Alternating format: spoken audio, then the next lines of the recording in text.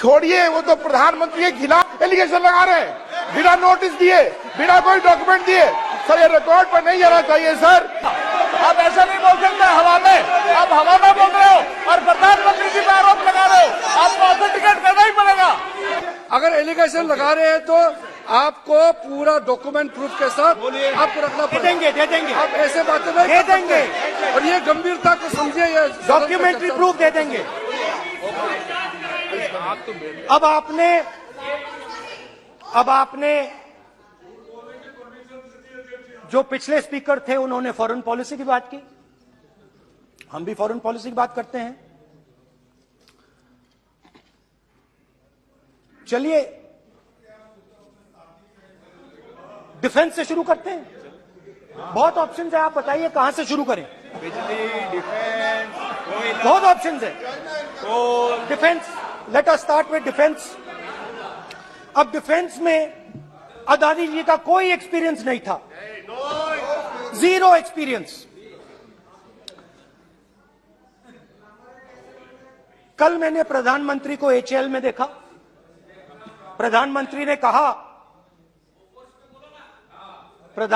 जी ने कहा कि गलत आरोप लगाया, मगर रियलिटी तो यह है कि एचएएल का जो कॉन्ट्रैक्ट था 126 हवाई जहाजों का, वो अनिल अंबानी को चला गया और अनिल अंबानी बैंकरप्ट हो गया। वहां भी फैसिलिटेशन था। अब देखिए, और ये जो फ्यूचर एंटरप्रेन्योर्स हैं, जो बिजनेस स्कूल हैं, हार्वर्ड यूनिवर्सिटी जैसे स्कूल हैं, इनको इसका केस स्टडी, इसकी केस स्टडी बनानी चाहिए, शायद बने। How to use government power to build individual businesses, case study.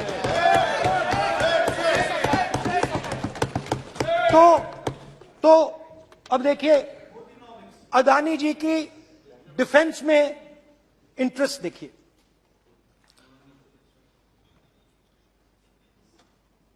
Elbit company के साथ हिंदुस्तान में अदानी जी ड्रोन्स बनाते हैं। ड्रोन्स को हिंदुस्तान की एयरफोर्स, आर्मी, नेवी के लिए रिफिट करते हैं। अदानी जी ने यह काम कभी नहीं किया है पहले। एचएएल ये काम करती है। हिंदुस्तान में और भी कंपनीज हैं जो ये काम करती हैं, मगर प्रधानमंत्री जी इजरायल जाते हैं और उसके एकदम बाद अदानी जी को ये कॉन्ट्रैक्ट मिल जाता है, मगर एक नहीं मिलता। ये मत सोचिए कि सिर्फ एक कंपनी की बात हो रही है, ये इंडस्ट्रीज की बात होती है यहां पे। जैसे मैंने आपको दिखाया, एयरपोर्ट का पूरा सिस्टम उठा के ले गए, 30% मार्केट शेयर एयरपोर्ट में ले गए, वैसे ही डिफेंस में करा। तो 4 डिफेंस की इनके पास कंपनीज हैं। यह काम इन्होंने कभी नहीं किया। स्मॉल आर्म्स, जिसमें टवॉर है जो हमारी स्पेशल फोर्सेस यूज करती है, आर्मी यूज करती है, जिसमें गलील स्नाइपर राइफल है, ये सब अदानी जी बनाते हैं। सीधा स्ट्रेट इजरायल में प्राइम मिनिस्टर जाते हैं, प्राइम मिनिस्टर के साथ वहां पे मतलब बीच में पैदल चलते हैं और फिर जादू से पीछे से इंडिया का फर्स्ट कॉम्प्रिहेंसिव एमआरओ मिल जाता है मेंटेनेंस के लिए, जहाजों के मेंटेनेंस के लिए। स्मॉल आर्म्स का बिजनेस मिल जाता है, इजरायली जो ड्रोन्स हैं उसका बिजनेस मिल जाता है। मतलब जो हिंदुस्तान और इजरायल का डिफेंस का रिश्ता है वो पूरा का पूरा अदानी जी के हाथ में चला जाता है, खत्म कहानी। हाँ, उसमें पेगासस भी है, तो पता नहीं वहां से क्या मतलब पेगासस कैसे आया, क्या हुआ, किसने दिया। अच्छा, एक और बड़ी इंटरेस्टिंग चीज है, एक कंपनी है अल्फा डिफेंस, जो डिफेंस इलेक्ट्रॉनिक्स का काम करती है, एवियोनिक्स का काम करती है, और बहुत स्ट्रेटेजिक कंपनी है। वो भी अदानी जी के हवाले कर दी गई, अदानी जी ने एक्वायर कर लिया। तो आपने देखा कि एयरपोर्ट्स का बिजनेस 30% मार्केट शेयर। हिंदुस्तान और इजराइल का जो वेपन्स का बिजनेस है 90% उठा के ले गए। एक विजिट फॉरेन पॉलिसी। ये है फॉरेन पॉलिसी। चलिए अब मैंने आपको इजराइल की बात बताई, ऑस्ट्रेलिया चलते हैं। कोयला ऑस्ट्रेलिया चलिए। ऑस्ट्रेलिया में अदानी जी जाके नहीं, क्यों? आप तो डिबेट करना चाहते थे, आप ही तो डिबेट करना चाहते थे। आपने बोला था कोई भी विषय पे डिबेट हो, तो हो गया अब डिबेट। अब क्यों डर रहे हो डिबेट से? अब क्यों डर रहे हो डिबेट से? क्यों डर रहे हो? जब हमने जेपीसी की मांग की, आपने बोला सदन में उठाओ। अब क्यों डर रहे हो? अब क्यों डर रहे हो? अब क्यों डर रहे हो? आप चर्चा से क्यों डर रहे हो? चर्चा से डर रहे हो आप।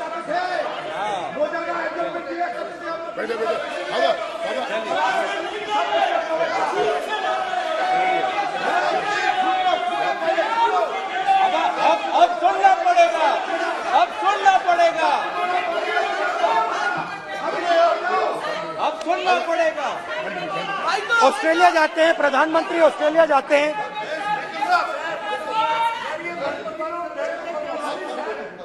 प्रधानमंत्री ऑस्ट्रेलिया जाते हैं। He's not yielding.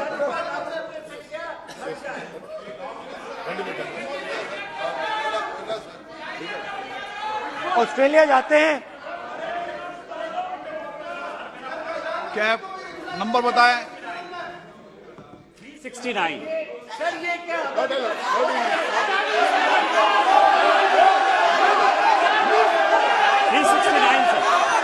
ये कहता है सर, एक पेपर और document to be laid on the table shall be duly authenticated by the member presenting. देखिए पूरा सरकार इन्होंने सर, मैं इनको चैलेंज करता हूं कि जीएमआर और जीबीके उसको कब एयरपोर्ट का जो है संचालन का अधिकार था और कौन सा रूल है वो कोट करे सर।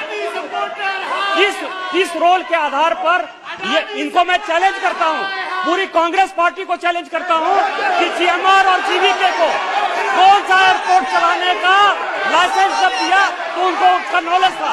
मैं चैलेंज करता हूं पूरी कांग्रेस पार्टी को।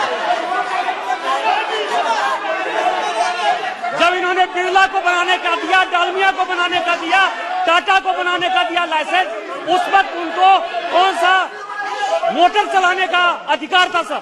ये गलत बयानी कर रहे हैं। मेरा ये कहना है कि आप एलिगेशन प्रधानमंत्री के ऊपर लगा रहे हैं, आप पेपर दीजिए और कौन सा रूल भारत सरकार ने चेंज किया एयरपोर्ट में अडानी के लिए वो ऑथेंटिकेट कीजिए, नहीं तो इस तरह की बात नहीं कर सकते।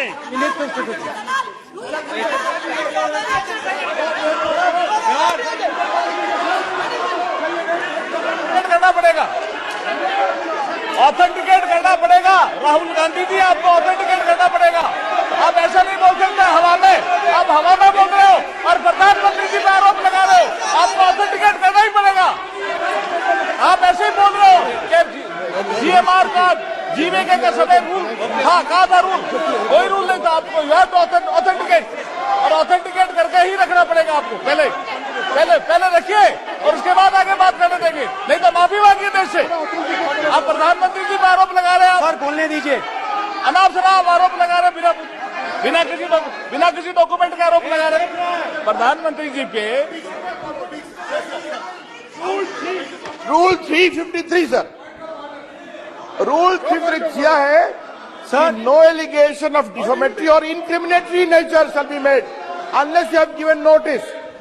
छोड़िए, वो तो प्रधानमंत्री के खिलाफ एलिगेशन लगा रहे हैं बिना नोटिस दिए, बिना कोई डॉक्यूमेंट दिए। सर ये रिकॉर्ड पर नहीं आना चाहिए सर, ये बिल्कुल रूल का उल्लंघन है। और क्या क्या बातें वो कह रहे हैं सर, मैं उसको रिपीट नहीं करना। Reckless allegation, baseless allegation in violation of rules, sir ये स्वीकार नहीं होना चाहिए। ओके सर, एक सब बैठिए। ऑस्ट्रेलिया पीएम जाते प्लीज हैं। बैठिए, आप प्लीज बैठिए। वरिष्ठ वकील साहब बैठिए। ऑस्ट्रेलिया जाते हैं। एक मिनट राहुल जी, एक मिनट। नियम 369 भी मैंने देखा है, 333 भी देखा है। मेरा आग्रह है, सदन भारत की संसद है, हम एक ही विषय पर सारी राष्ट्रपति की चर्चा लगाए, ये उचित है क्या? फिर आपको बोलना बोले नहीं स्पीकर नो, साहब, गलत तरीका है राहुल गांधी जी, आप बोल रहे नहीं, हैं गलत तरीका है। क्या देश को संदेश देना चाहते हैं आप? क्या संदेश देना चाहते हैं देश को? चलिए राहुल गांधी जी। ऑस्ट्रेलिया में प्रधानमंत्री जाते हैं। आप बोलिए। सर, स्पीकर सर, प्रधानमंत्री जी ऑस्ट्रेलिया जाते हैं और जादू से state bank of India $1 billion loan Adani ji को ऑफर करता सर इसका भी डॉक्यूमेंट जरूरी है क्या बताओ? है। मोदी जी, आपका सरकार की पास है। अधीर प्लीज। उसके बाद मैं उदाहरण दे रहा हूं, पूरी दुनिया में मोदी जी जाते हैं, घूमते हैं, तो मैं बता देता हूं क्या होता है वहां पे। बांग्लादेश में गए, हाँ काम पे ही जा रहे हैं, वही तो बोल रहा हूं, काम पे जा रहे हैं। बांग्लादेश जाते हैं, मोदी जी की पहली ट्रिप होती है बांग्लादेश में।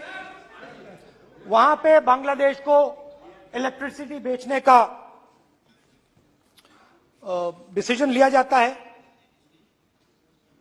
कुछ ही दिन बाद बांग्लादेश पावर डेवलपमेंट बोर्ड 25 साल का कॉन्ट्रैक्ट अदानी जी के साथ साइन कर देता है।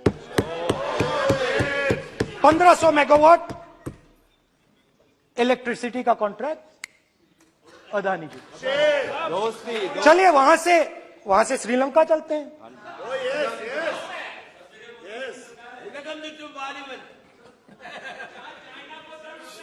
जून 2022 में Chairman of Sri Lanka's Ceylon Electricity Board, MMC Fernando, informed a parliamentary committee in Sri Lanka in open hearing that he was told by President Rajapaksa that PM Modi pressured him to give the wind power project directly to Mr. Adani.